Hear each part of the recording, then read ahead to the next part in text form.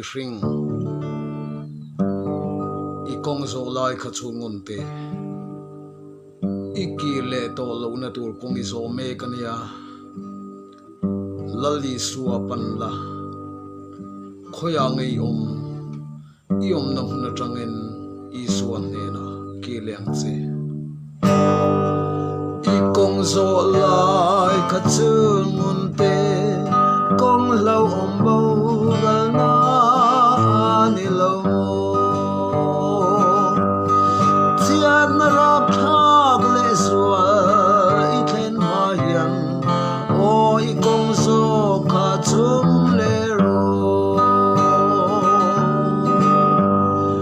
o khoya nge I kong nge I kal se lon o I kong zo kha chung le ro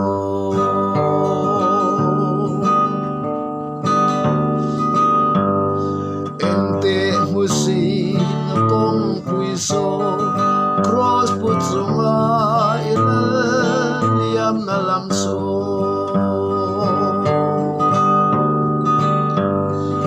isui ve donem le I chandam tu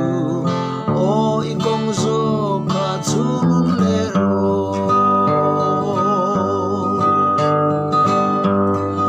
o khoya nge I kong nge I kal le lo o I kong zo kha chung le ro eng tia re nge I bo san to zum huna chuan lop na kim I mu em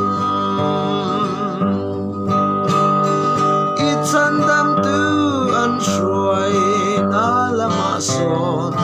oi lamuan na lim na I mu ang o khoya nge I kong nge I kal sel don o I kong zo kha chung le ro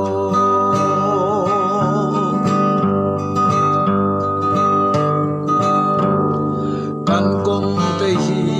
en fiai lang tin lung ama lama châu hon ila Calvary pan